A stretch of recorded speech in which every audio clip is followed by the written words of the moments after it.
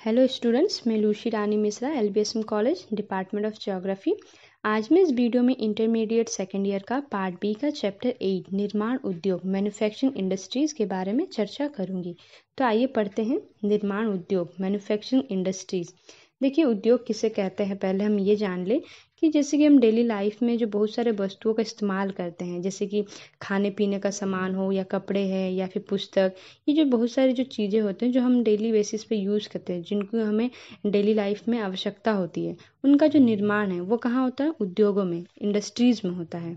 तो ये क्या करते हैं, इंडस्ट्रीज़ जो होते हैं वो कच्चे माल को, जो रॉ मटेरियल्स होते हैं, उनको मशीनों की सहायता से उनका जो रूप है उनको बदल कर, उनको परिवर्तित करके उनको अधिक उपयोगी तैयार माल जो है उसको बनाती है।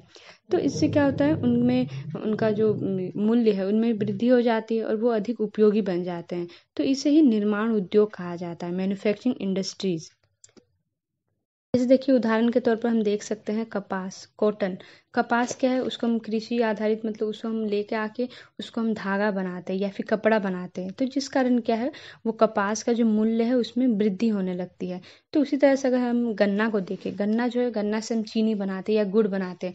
तो वो चीनी बनने के बाद जो है उसका मूल्य ऑटोमेटिक क्या हो जाता है, बढ़ जाता है, उसमें मूल्य में वृद्धि हो जाती है। तो ये जो है ये निर्माण उद्योग कहलाता है। अब देखिए, ये जो इंडस्ट्रीज होते हैं वो कई बहुत प्रकार के होते हैं, विभिन्न प्रकार के होते हैं। और भी अलग अलग आधारों पर हम उसको बांट कर उसका क्लासिफिकेशन, उसका वर्गीकरण कर सकते हैं। तो देखिए, उद्योगों के प्रकार, टाइप्स ऑफ इंडस्ट्रीज, इसको क्या है, विभिन्न आधारों के मतलब विभिन्न आधार पर विनिर्माण उद्योगों का वर्गीकरण किया गया है। पहला है जैसे स्वामित्व के आधार पर। स्वामित्व मतलब ये जो इंडस्ट्रीज होते हैं उनमें किसका अधिकार है, किसका स्वामित्व होता है। तो पहला है जैसे सार्वजनिक क्षेत्र। सार्वजनिक क्षेत्र वैसे होते हैं जिनमें सरकार के अधीन ये आता है। और उसके बाद है निजी क्षेत्र। निजी क्षेत्र में जो है ये निजी संगठनों द्वारा संचालित होता है, इसमें जो है व्यक्तिगत स्वामित्व होता है। फिर उसके बाद देखिए मिश्रित क्षेत्र में जो है, मिश्रित क्षेत्र में निजी व सार्वजनिक दोनों प्रकार के जो है स्वामित्व, मतलब उन दोनों के ही स्वामित्व में ये संचालित होता है। उसके बाद है सहकारी क्षेत्र। जो है ये एक ऐसा संघ होता है जो अपने पारस्परिक लाभ के लिए, प्रॉफिट के लिए ये लोग सहयोग करते हैं, और इस तरह के क्षेत्र इसके अंतर्गत आते हैं। उसके बाद देखिए दूसरा है उत्पाद के उपयोग के आधार पर। हम जो उत्पाद जो बनता है, प्रोडक्शन होता है, उसके बाद जो है कस्टमर उसको डायरेक्ट यूज़ कर रहे हैं या फिर जो इंडस्ट्रीज है वो उसको कच्चे माल के आधार पर यूज़ कर रहे हैं। तो उनके आधार पर हम इसको देखेंगे। पहला है आधारभूत उद्योग। आधारभूत उद्योग वे उद्योग होते हैं जिनके उत्पाद को हम अन्य वस्तुओं मतलब अन्य जो प्रोडक्ट है, अन्य वस्तु है, उनको बनाने के लिए कच्चे माल के रूप में प्रयोग में लाते हैं। उसे ही आधारभूत उद्योग कहते हैं।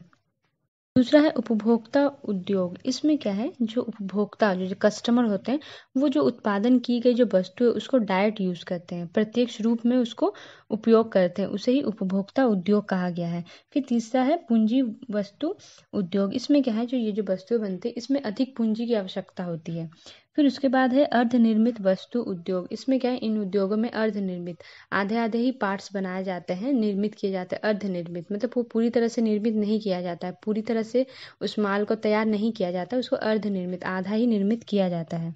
उसके बाद देखिए कच्चे माल के स्रोत के आधार पर। कच्चे माल जो रॉ मटेरियल्स होते हैं, जो इंडस्ट्रीज यूज करते हैं, जो कच्चे मालों को, जिनको वो रूप को परिवर्तित करके नए वस्तु बनाते हैं, तो वो जो कच्चे माल जो यूज कर रहे हैं उनके आधार पर देखिए। पहला है कृषि आधारित। कृषि आधारित में देखिए कि वो क्या करते हैं, खेतों से डायरेक्ट प्राप्त करते हैं जो कच्चे माल, तो वो पूरी तरह से कृषि पर आधारित होते हैं। जैसे कि चीनी उद्योग जो है वो क्या है, गन्ना चाहिए उसे, तो गन्ना के लिए वो कृषि पर आधारित है। तो ये हो गया कृषि आधारित। उसके बाद है खनिज आधारित। खनिज आधारित में देखिए जैसे लौह इस्पात उद्योग जो है, उन्हें क्या चाहिए, लोहा या फिर जो मतलब बनाने के लिए उद्योगों को कच्चे माल के रूप में उनको खनिज, जो खनिज होते हैं उनमें आधारित होते हैं, तो इसलिए ये खनिज आधारित कहलाते हैं। उसके बाद है वन आधारित। वन मतलब जो फॉरेस्ट, फॉरेस्ट की चीज़ों पर वो उन जो कच्चे मालों को वन से प्राप्त करके उनका रूप परिवर्तित करते हैं जो इंडस्ट्रीज, वो क्या होते हैं, वो वन आधारित कहलाते हैं। फिर है पशु आधारित। ये इंडस्ट्रीज जो है वो चमड़ा या फिर जो ऊन है वो क्या है, पशुओं से प्राप्त करते हैं, तो इस तरह के कच्चे माल जो वो पशुओं पर आधारित होते हैं। तो इस तरह के उद्योग जो है इसके अंतर्गत आते हैं। चमड़ा उद्योग या फिर जो ऊनी वस्त्र उद्योग, देखिए इसके लिए क्या है, ऊन जो है वो किससे प्राप्त होता है, पशुओं से, तो इस तरह से ये पशु आधारित कहलाएगा। उसके बाद है निर्मित वस्तुओं के स्वरूप के आधार पर जो प्रोडक्ट जो बन चुके हैं, जो निर्मित हो चुके हैं, उनका जो स्वरूप चेंज हो के वो प्रोडक्ट बन चुका है, तो उसके आधार पर भी, जैसे कि धातु आधारित जो धातु से बना हो, फिर है यांत्रिक इंजीनियरिंग, फिर है रसायन आधारित जो रसायन द्वारा वो बना हो, निर्मित हो, फिर वस्त्र उद्योग, फिर क्या है खाद्य प्रसंस्करण, फिर विद्युत निर्माण, फिर इलेक्ट्रॉनिक या संचार उद्योग। ये क्या है, ये प्रोडक्ट जो ये बन चुके हैं, वस्तुएं जो है निर्मित हो चुके हैं, उनके आधार पर, उनके स्वरूप के आधार पर इनको बांटा गया है। तो ये हम पढ़े उद्योगों के प्रकार, टाइप्स ऑफ इंडस्ट्रीज, जो कि अलग अलग आधारों पर बांटा गया है।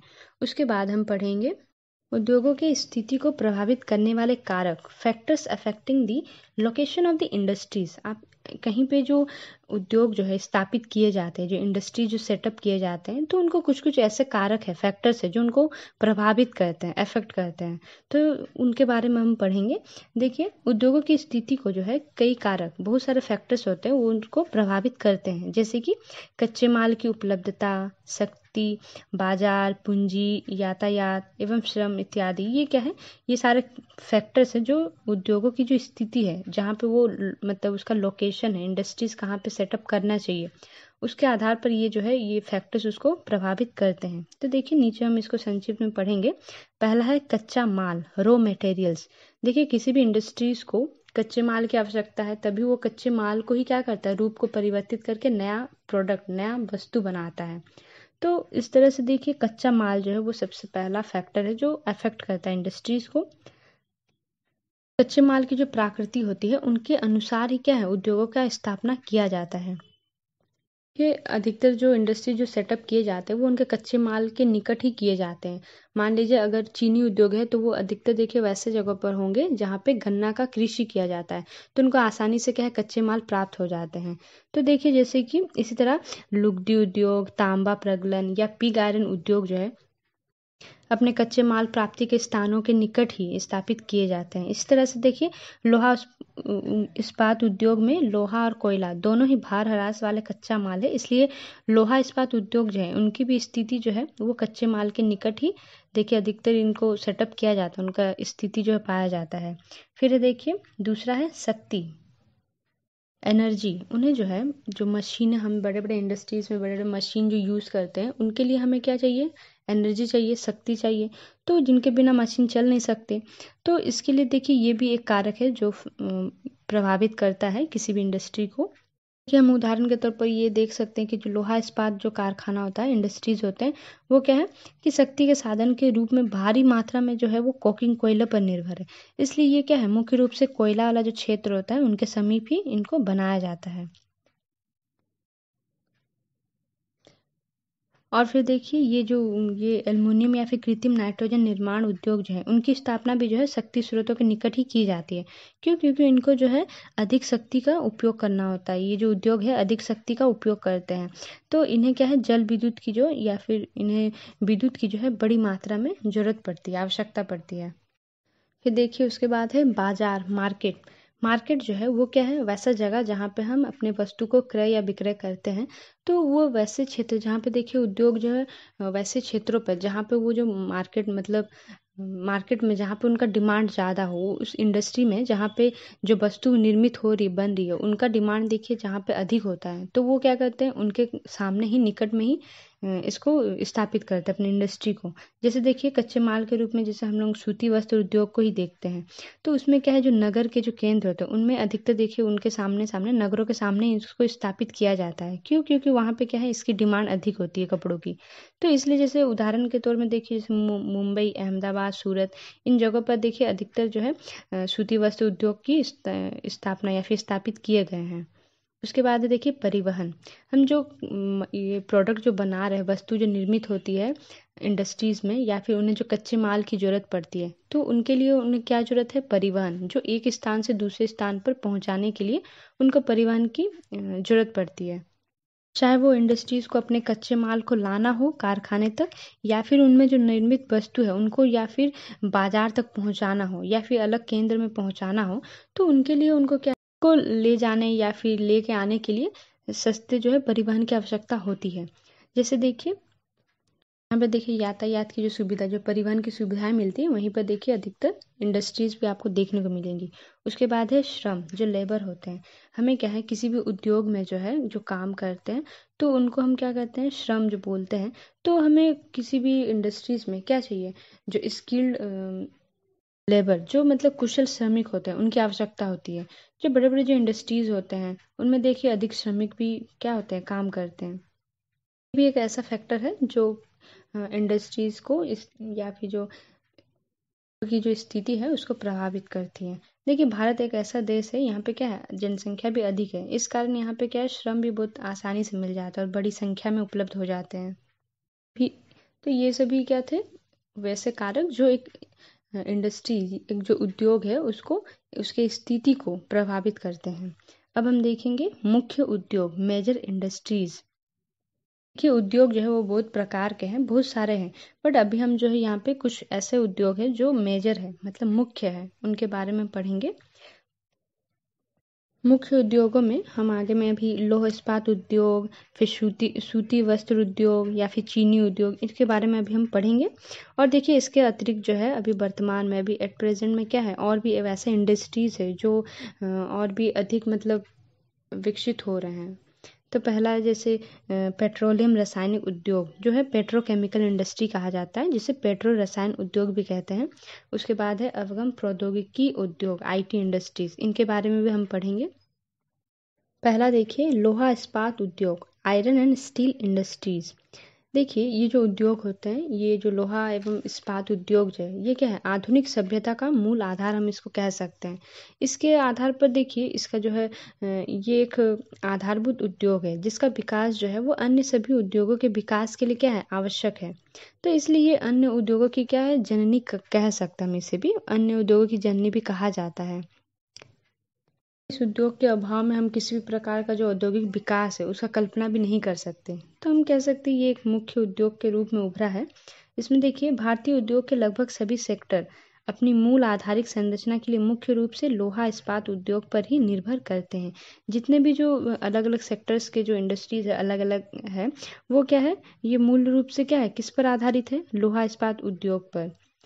और लौह इस्पात उद्योग के लिए जो है लौह एस और कोककारी कोयला का अतिरिक्त, या फिर देखिए चूना पत्थर, डोलोमाइट, मैग्नीज और अग्नि सहमृतिका आदि कच्चे माल की भी आवश्यकता होती है। ये जो लोहा इस्पात उद्योग होता है, इसमें देखिए अधिकतर जो है, इसमें लौह इस्पात उद्योग में लौह एस की जरूरत पड़ती है और कोककारी कोयला जो है, तो इसकी जरूरत पड़ती है। और इसके अतिरिक्त जो है, इसके अलावा भी चूना पत्थर, डोलोमाइट या फिर मैंगनीज या अग्नि सहमितिका जो है, ये कच्चे रूप में, कच्चे माल के रूप में ये उपयोग किए जाते हैं, तो इनकी आवश्यकता होती है।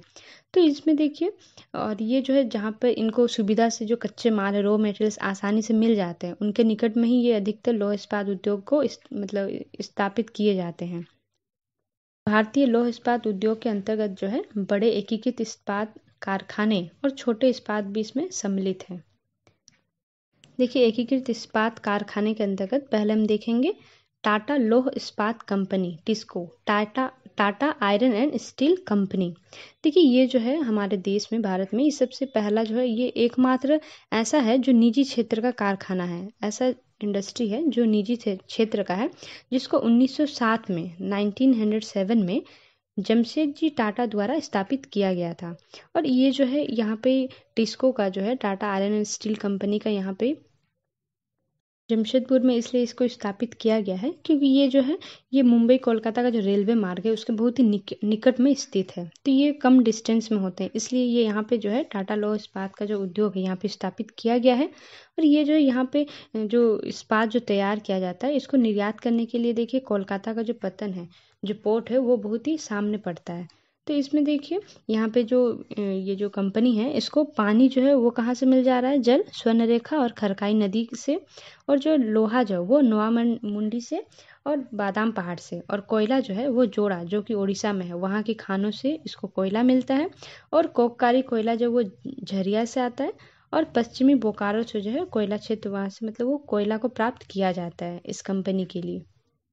उसके बाद देखिए दूसरा, Indian iron and steel company. Indian iron steel company जो है, ये क्या है, ये इसे भारत की सर्वाधिक पुरानी इस्पात कंपनी मानी जाती है, जो कि हीरापुर में पहला कारखाना बना और दूसरा जो है कुल्टी में स्थापित किया गया था।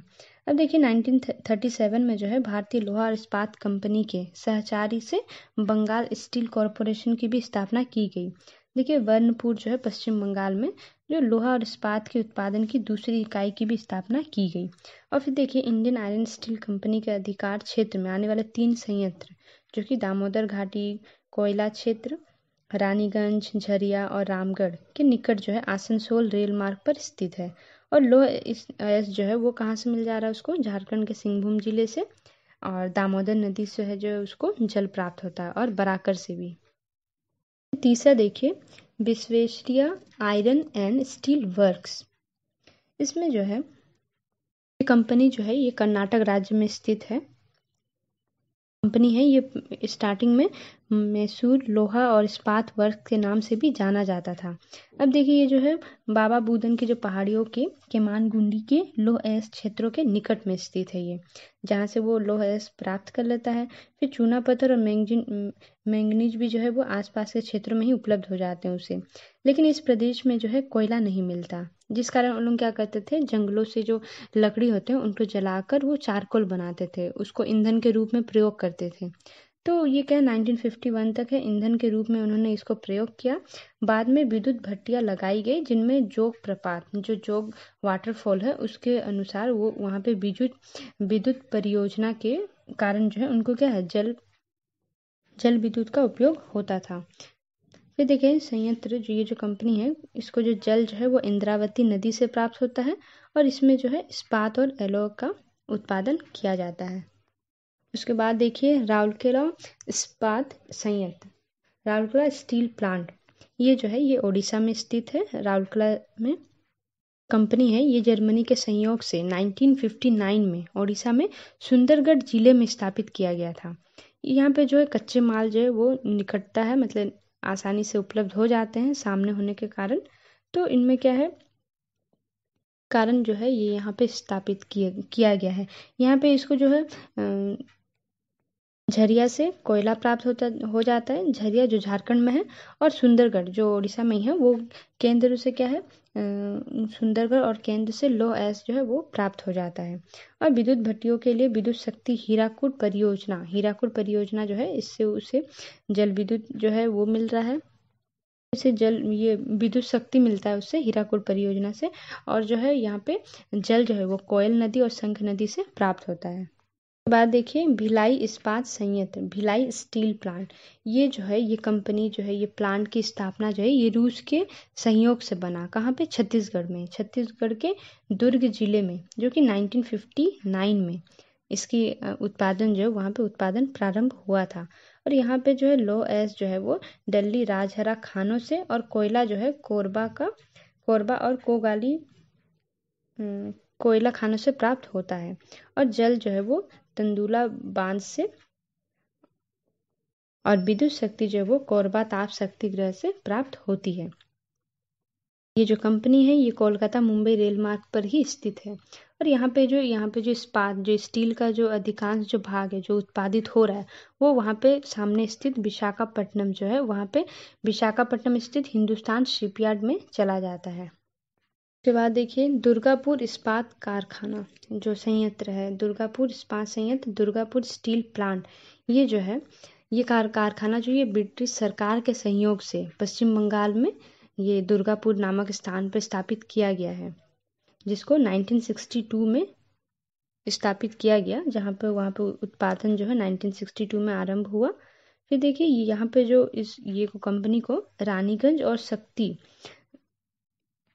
इस पेटी से इसे कोयला प्राप्त होता है, और लौह अयस्क जो है वो नोवामुंडी से प्राप्त होता है। और ये देखिए दुर्गापुर कोलकाता दिल्ली रेलवे मार्ग पर स्थित है, और इसे जो है जल विद्युत शक्ति और जल जो है दामोदर घाटी कॉरपोरेशन से प्राप्त होता है। आगे देखिए अभी है बोकारो इस्पात संयंत्र, बोकारो स्टील प्लांट, इसका जो है ये भी किसके सहयोग से बना है, रूस के सहयोग से, जो कि 1964 में इसको स्थापित किया गया था। कहाँ, बोकारो में, जो कि झारखंड में है। इसमें देखिए बोकारो और राउरकेला जो है वो संयुक्त रूप से क्या करते हैं, इनके एक साथ मिलकर करते हैं। जैसे राउरकेला प्रदेश से लौह अयस्क जो है वो प्राप्त करता है, और वापसी में जब रेलगाड़ी जाते हैं उनके डिब्बों में वो क्या करते हैं, राउरकेला के लिए कोयला ले जाते हैं। तो अन्य कच्चे माल जो है उसको बोकारो के लगभग 350 किलोमीटर के अंदर ही प्राप्त हो जाते हैं। और यहाँ पे जो है जल और जल विद्युत शक्ति जो है वो दामोदर घाटी कॉरपोरेशन डीबीसी के कारण वो क्या हो जाते हैं, वहाँ से प्राप्त हो जाती है। ये सभी लौह इस्पात उद्योग जो आयरन स्टील कंपनी सब थे। अब हम आगे पढ़ेंगे सूती वस्त्र उद्योग, कॉटन टेक्सटाइल इंडस्ट्री। सूती वस्त्र उद्योग जो है भारत के परंपरागत उद्योगों में से एक है। इसे परंपरागत उद्योग में से एक माना जाता है। ये क्या है, पहले जो है प्राचीन काल में या फिर मध्यकाल में यहाँ पे इसको कुटीर उद्योग में जो कॉटेज इंडस्ट्री के रूप में ही मानते थे। ये कॉटेज इंडस्ट्री के रूप में ही था। फिर क्या है, भारत जो है ये पूरा पूरा वर्ल्ड में अगर देखा जाए तो ये पूरी तरह से क्या है, हमारे यहाँ पे उच्च कोटि का, उत्कृष्ट कोटि का जो है मलमल या केलिको या छीट जो है, ये अन्य प्रकार के जो है अच्छी गुणवत्ता मतलब अच्छी क्वालिटी के जो सूती कपड़े हैं उनका उत्पादन के लिए ये क्या था, फेमस था, प्रसिद्ध था। फिर 1854 में जो है पहला सूती मिल जो है उसकी स्थापना की गई। कहाँ पे, मुंबई पर। तो ये शहर जो है ये सूती वस्त्र निर्माण के रूप में केंद्र के रूप में भी बहुत उसको लाभ मिला है। जैसे देखिए, गुजरात और महाराष्ट्र के कपास उत्पादक क्षेत्रों के बहुत निकट था, जहाँ से उसको क्या है, कच्चे माल के रूप में कपास वहाँ से आसानी से प्राप्त हो जाता था। और यहाँ पे जो है मुंबई में जो पत्तन है, जो पोर्ट है, वहाँ से क्या है, ये इंग्लैंड को ये निर्यात करते थे, एक्सपोर्ट करते थे यहाँ पे जो कच्ची कपास है। फिर क्या है, तो इसको जो है कपास जो वो कच्चे माल के रूप में यहीं पर मुंबई पर ही क्या है, उपलब्ध हो जाती थी। मुंबई शहर में देखिए रोजगार के अवसर के लिए लोग जो है अलग अलग राज्यों से मुंबई भी आते थे। उस कारण क्या है, यहाँ पे उनको सस्ते श्रमिक भी जो है आसानी से मिल जाते थे और बहुत ही प्रचुर मात्रा में मिल जाते थे, जो कि आसपास के राज्यों से आए रहते थे। और देखिए 19वीं शताब्दी के उत्तरार्ध में मुंबई और अहमदाबाद में पहली मिल की स्थापना के पश्चात सूती वस्त्र उद्योग का तेजी से विस्तार हुआ। जैसे मुंबई या अहमदाबाद में जो मिलों की स्थापना की गई, इंडस्ट्री सबकी, कॉटन इंडस्ट्री की, वैसे जो क्या है धीरे धीरे करके वो और भी विस्तार होने लगे और मतलब विकास होते गया उनका। धीरे इन इंडस्ट्री का, इन मिलों का क्या होने लगा, बढ़ने लगा, उनकी जो संख्या है वो बढ़ते गए। फिर देखिए दक्षिण भारत में कोयम्बटूर, मदुराई और बेंगलोर में मिलों की स्थापना की गई। फिर मध्य भारत में नागपुर, इंदौर के अतिरिक्त शोलापुर और बड़ोदरा सूती वस्त्र के केंद्र बन गए। और कानपुर में स्थान निवेश के आधार पर सूती वस्त्र मिलों की भी स्थापना की गई। और पतन की सुविधा होने के कारण क्या है, यहाँ पे कोलकाता में भी मिलें स्थापित की गई। फिर तमिलनाडु में भी इस उद्योग का जो है तेजी से विकास होने के लिए देखिए यहाँ पे प्रचुर मात्रा में जल विद्युत की शक्ति की जो है उपलब्धता माना गया है। फिर देखिए उज्जैन, भरूच, आगरा, हाथरस, कोयम्बटूर और तिरुनेलवेली आदि जो है केंद्र है। फिर कम श्रम लागत के कारण कपास उत्पादक क्षेत्रों से उनके होते हुए भी उद्योगों की स्थापना की गई। तो ये जो है यहाँ पे श्रम लागत के कारण भी, फिर ये कपास का जो उत्पादक है उसके, इसलिए ये क्या है, कच्चे माल भी मिल जाते थे उनको, तो इसलिए इन उद्योगों की स्थापना यहाँ पे की गई है। फिर देखिए वर्तमान में अहमदाबाद, भिंडवी, शोलापुर, कोल्हापुर, नागपुर, इंदौर और उज्जैन जो है ये सूती वस्त्र उद्योग के मुख्य केंद्र बन गए हैं। महाराष्ट्र, गुजरात और तमिलनाडु जो है वो सबसे आगे है कपास उत्पादक में। फिर है पश्चिम बंगाल, उत्तर प्रदेश, कर्नाटक और पंजाब जो है वो दूसरे महत्वपूर्ण सूती वस्त्र उत्पादक है। उसके बाद है तमिलनाडु राज्य में चेन्नई, मदुराई, तिरुनेलवेली, तूतीकोरिन, थंजावुर, रामनाथपुरम और सेलम जो है ये दूसरे महत्वपूर्ण केंद्र है। और उत्तर प्रदेश में अगर हम देखें तो कानपुर जो है सबसे बड़ा केंद्र है। और मोदीनगर, हाथरस, सहारनपुर, आगरा और लखनऊ कुछ अन्य महत्वपूर्ण केंद्र हैं। और पश्चिम बंगाल में देखिए सूती मिलें जो है वो हुगली प्रदेश में स्थित है। हावड़ा, श्री रामपुर, कोलकाता और श्यामनगर इसके महत्वपूर्ण केंद्र हैं। अब देखिए चीनी उद्योग, शुगर इंडस्ट्री जो हो वो क्या है, एक कृषि आधारित उद्योग है जो कृषि से अपना कच्चा माल लेता है। चीनी जो है, चीनी हम किससे बनाते हैं, गन्ना से। तो गन्ना हमें कहाँ से मिलता है, एग्रीकल्चर से, कृषि से। तो ये पूरी तरह से जो शुगर इंडस्ट्रीज होते हैं वो किस पर आधारित होते हैं, कृषि आधारित होते हैं। और यहाँ पे जो है भारत में जो है ये विश्व में गन्ना और चीनी दोनों का सबसे बड़ा उत्पादक देश है, हमारा जो भारत है। और यहाँ पे देखिए विश्व की कुल चीनी उत्पादन का लगभग 8% उत्पादन करता है। इसके अतिरिक्त देखिए गन्ने से जो है खांडसारी और गुड़ भी तैयार किए जाते हैं। और ये जो उद्योग है ये क्या है, 4 लाख से भी अधिक लोगों को प्रत्येक रूप से क्या करता है, रोजगार प्रदान करता है। तो ये क्या है, कच्चे माल के मौसमी होने के कारण चीनी उद्योग जो वो क्या है, एक मौसमी उद्योग है। ये जो कृषि की जाती है, गन्ने की कृषि एक मतलब उसके लिए भी अलग एक मौसम होता है, तो वो जो उस मौसम में ही उसका एग्रीकल्चर किया जाता है, कृषि किया जाता है। इस कारण क्या है, ये जो चीनी उद्योग है ये भी मौसमी उद्योग कहलाते हैं। और आधुनिक आधार पर अगर देखें तो इसमें देखिए 1903 में प्रारंभ हुआ, जब बिहार में एक चीनी मिल की स्थापना की गई। अगर हम आधुनिक आधार पर देखें तो इस उद्योग का जो विकास है कब किया गया, 1903 में, जब बिहार में एक चीनी मिल की स्थापना की गई थी। इसके बाद जो है बिहार और उत्तर प्रदेश के जो दूसरे भाग हैं उनमें भी चीनी की जो मिलें हैं, जो ये शुगर इंडस्ट्री, उनको भी खोली गई। और इस प्रदेश के अधिकांश कारखाने जो वो क्या है, गन्ना उत्पादक क्षेत्रों के निकट स्थित है। ये जो यूपी या फिर जो बिहार है, यूपी क्या है, गन्ने के उत्पादक में मतलब सबसे सर्वप्रथम इसका ही स्थान आता है पूरे ये में भारत में। तो यहाँ पे देखिए ये गन्ना का उत्पादक क्षेत्र के निकट होने के कारण यहाँ पे अधिक मिलों की मतलब स्थापित की गई है यहाँ पे। चीनी उद्योग सर्वाधिक उत्तर प्रदेश, महाराष्ट्र, बिहार, आंध्र प्रदेश, कर्नाटक तथा उत्तर तमिलनाडु राज्यों में पाया जाता है। और ये देश में जो है 85% चीनी जो है यहाँ पे उत्पादन की जाती है। और गुजरात, पंजाब, हरियाणा तथा मध्य प्रदेश जो है ये अन्य चीनी उत्पादक राज्य है। और देखिए उत्तर प्रदेश जो है चीनी के कारखाने की संख्या की दृष्टि से आज भी देश में अग्रणी स्थान ग्रहण किया हुआ है। सबसे अधिक जो है उत्तर प्रदेश में चीनी के कारखानों की संख्या पाई जाती है। फिर चीनी उद्योग जो है वो दो पेटियों में, गंगा यमुना दाब या फिर तराई प्रदेश में केंद्रित है। गंगा यमुना दाब में अगर देखें तो यहाँ पे सहारनपुर, मुजफ्फरनगर, मेरठ, गाजियाबाद, बागपत और बुलंदशहर मुख्य चीनी उत्पादक जिले हैं। जबकि तराई प्रदेश में अगर देखें तो वहाँ पे मुख्य चीनी उत्पादक जिले जो है वो है लखीमपुर खीरी, बस्ती, गोंडा, गोरखपुर, बहराइच है। महाराष्ट्र में जो है चीनी के जो कारखाने हैं वो मुख्य रूप से गोदावरी, पवरा, मूला मुठा, भीरा तथा कृष्णा नदियों की घाटियों में स्थित है।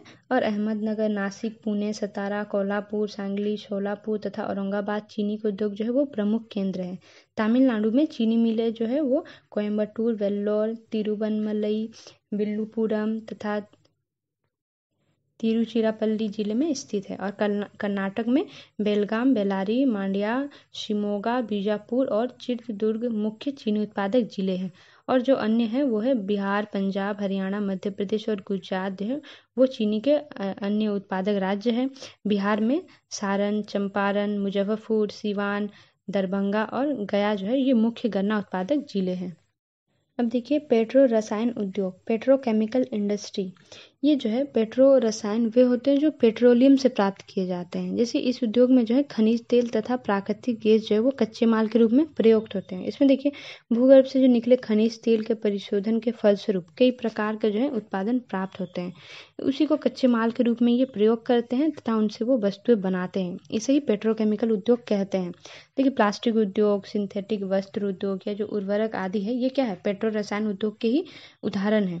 और आधुनिक समय जो है पेट्रो रसायन जो है क्या है, एक महत्वपूर्ण उद्योग बनते जा रहा है, जिसमें आज पेट्रो रसायन जो है अपने विशिष्ट गुणों के आधार पर जो है इसके कारण ही औद्योगिक विकास में अपना विशिष्ट स्थान जो है वो बना रहा है। विभिन्न प्रकार के जो चिकनाई वाला जो तेल, ग्रीस, मोम, कृत्रिम रबर, वस्त्र तथा प्लास्टिक भी जो है, प्लास्टिक की जो अन्य वस्तु है वो क्या है, पेट्रो रसायन उद्योग की ही देन है। और इस उद्योग को भी जो है 4 वर्गों में विभाजित किया गया है। पहला देखिए पॉलीमर, फिर है कृत्रिम रेशे, फिर है इलेस्टोमर्स, फिर है पृष्ठ संक्रियक। ये जो है भारत में जो इसका जो प्रारंभ है इस उद्योग का, सबसे पहले मुंबई में निजी क्षेत्र के रूप में एक लघु जो कि नेफ्ता क्रैकर इकाई के रूप में स्थापना हुआ था इसका।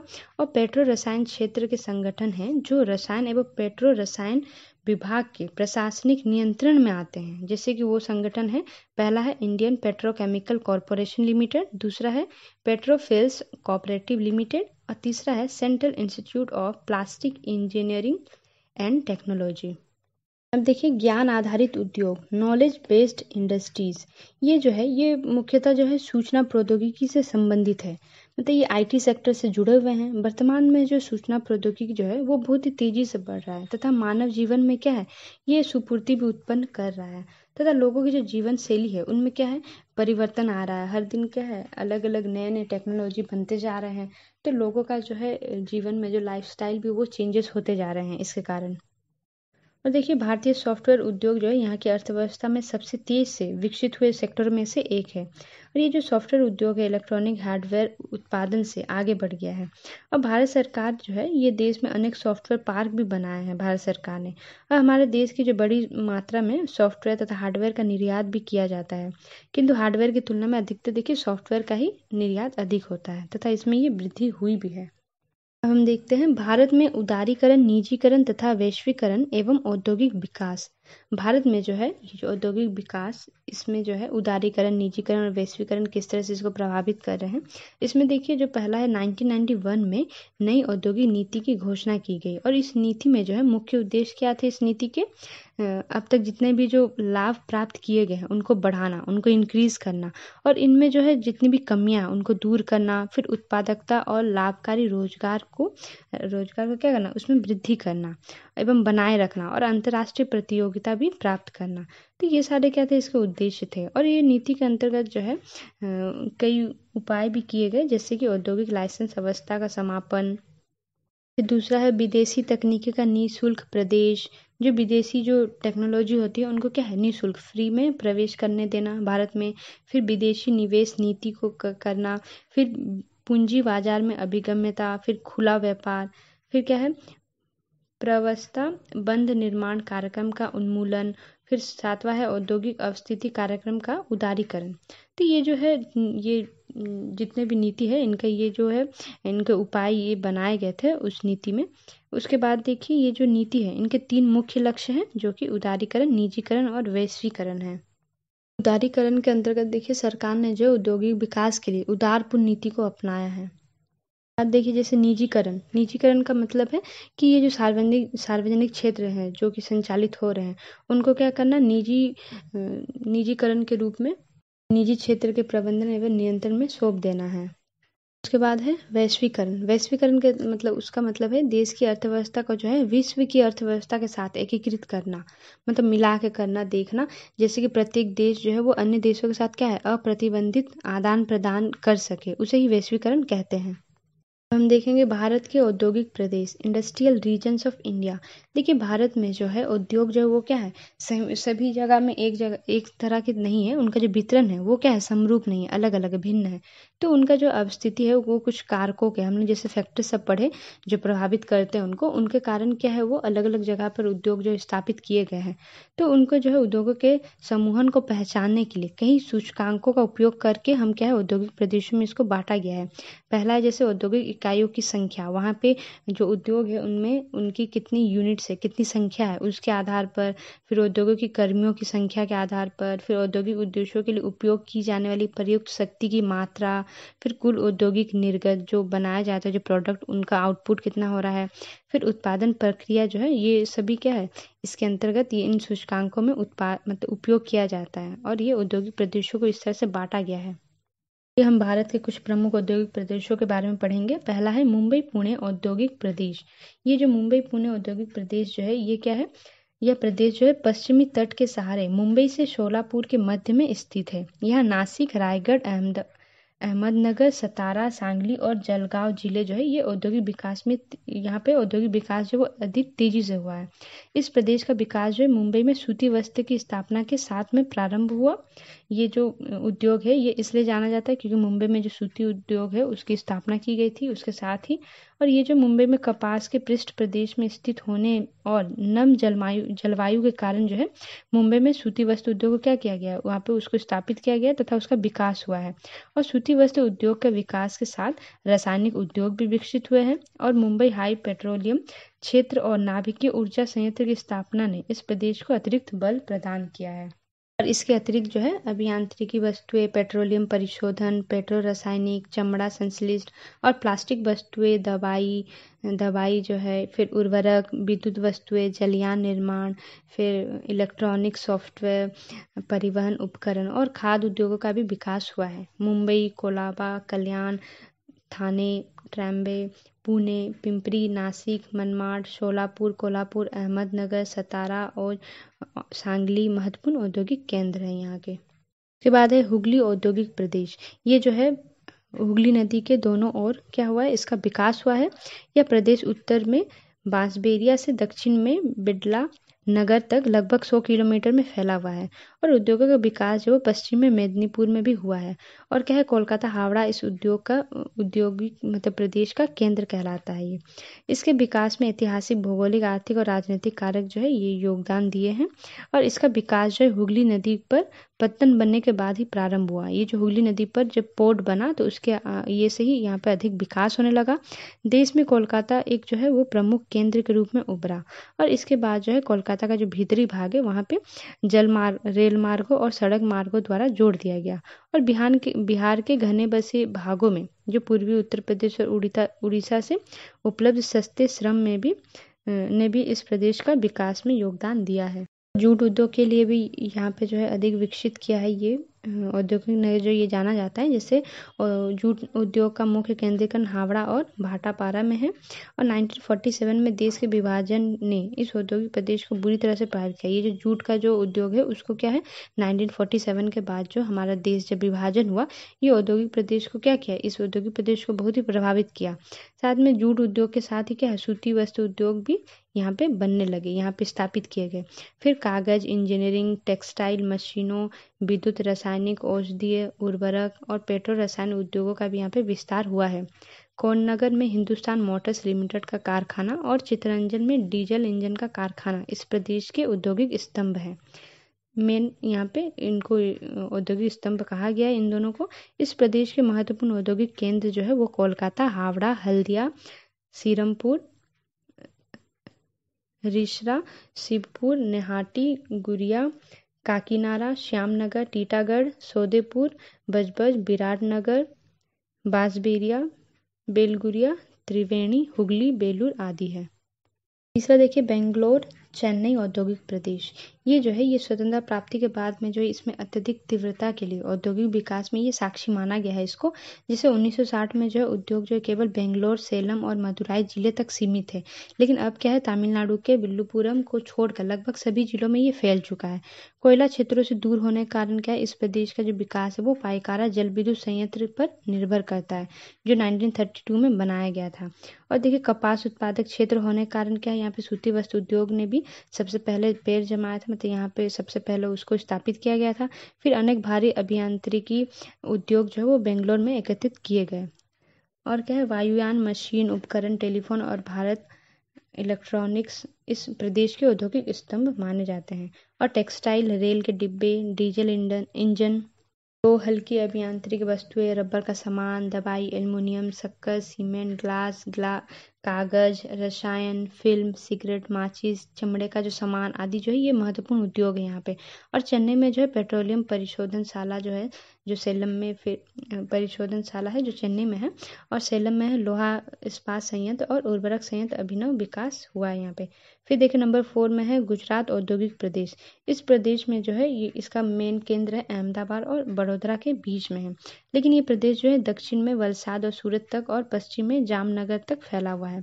इस प्रदेश का जो विकास है वो 1860 में सूती वस्त्र उद्योग की स्थापना से ही हुआ है।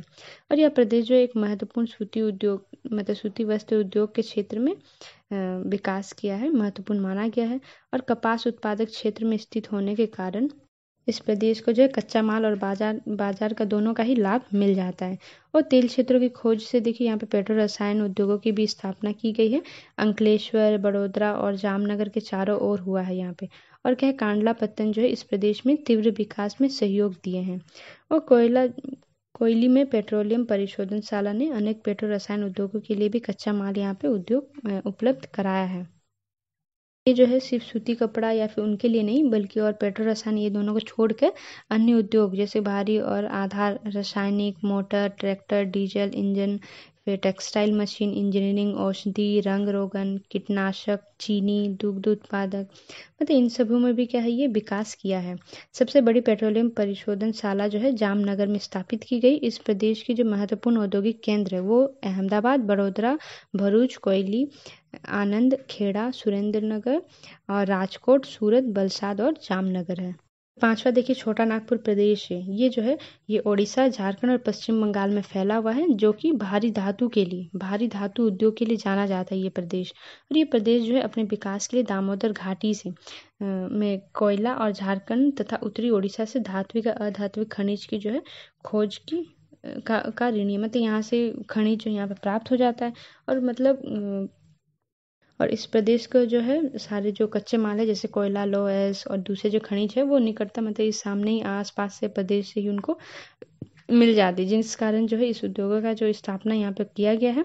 इस प्रदेश में जो है 6 बड़े एकीकृत लौह इस्पात संयंत्र हैं, जैसे कि जमशेदपुर, बनपुर, कुल्टी, दुर्गापुर, बोकारो और राउरकेला यहाँ पे स्थापित किए गए हैं।